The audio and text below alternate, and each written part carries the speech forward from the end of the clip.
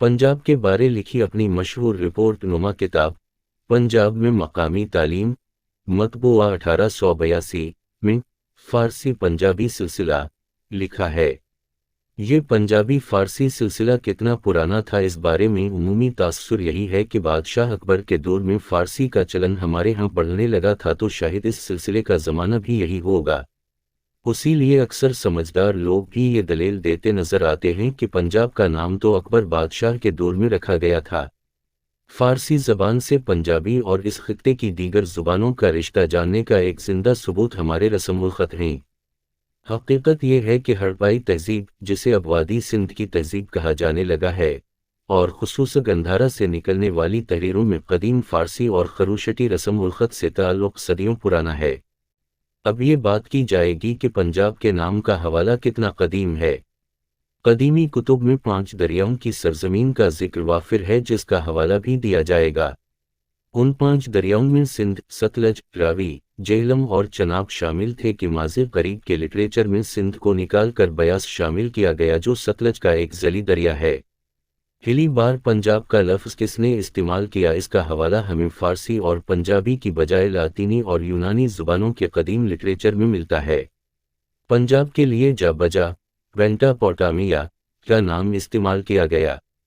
पेंटा लातीनी में 5 को कहते हैं और लफ्ज़ पोटामिया को समझने के लिए इराक़ के पुराने नाम मेसोपोटामिया को देखें। मैसू तो 2 को कहते हैं कि दजला और फरात के दरियाओं की दरमियान दोआबा को मेसोपोटामिया यानी 2 दरियाओं की दरमियान वाली सरजमीन कहा गया। उसी पैराए में पंजाब को बाहर से आने वालों ने अपने लिटरेचर में कदीम दौर में पेंटापोटामिया लिखा है। पंजाब के अपने लोग उसे पंजंद यानी पानज नदियों की सरजमीन कहते थे और उच्च शरीफ के नज़दीक पंजंद का मकाम उसी माजी की यादगार है।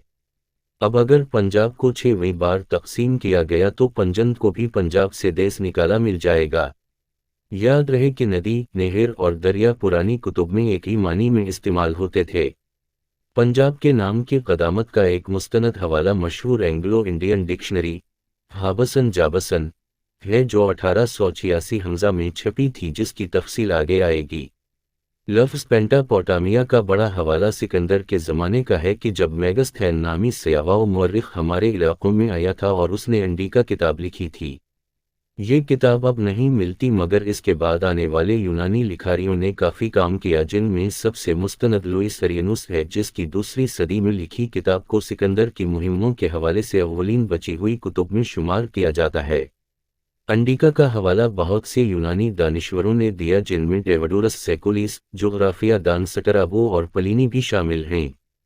अंडिका नामी किताब का हवाला देकर ये बात लिखी गई कि मेगस्थैन पेंटापोटामिया के रास्ते इंडिया आए और कदीमी पटना यानी पाटलिपुत्र तक गए, जहां उस जमाने में चंद्रगुप्त मौर्य का राज था। पेंटापोटामिया का दूसरा मुस्तनद हवाला इस एंग्लो इंडियन डिक्शनरी में आया, जिसको हेनरी येल और एयर कंडीशनिंग बोर्निल तैयार किया था और जिसका मकसद अंग्रेज़ अफसरों को मकामी तारीख, कल्चर, रिवायात और अहम मालूमात से आगाह करना था। इस डिक्शनरी को तैयार करने में 10 साल लगे। डिक्शनरी में पंजाब की एंट्री में लिखा है कि प्रोफेसर लेसन ने लातीनी में लिखे एक कदीमी मखतूते से पंजाब का कदीमी नाम पेंटापोटामिया दर्ज किया है।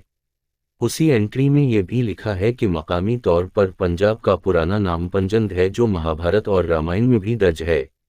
यही नहीं बल्कि ये भी लिखा है कि पंजनद और पेंटापोटामिया का मतलब 5 दरियाओं की सरजमीन ही है। इसके बाद डिक्शनरी में हवाले दिए गए हैं, उनकी तफसील भी पढ़ लें।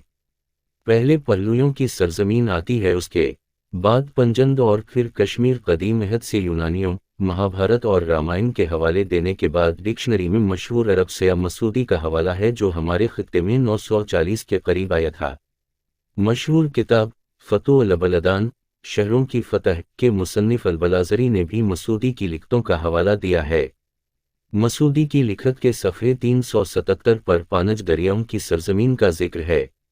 अगला हवाला 1020 का है और इस बार अल-बैरूनी की किताब का हवाला है, जिसने पंजंद का जिक्र किया है।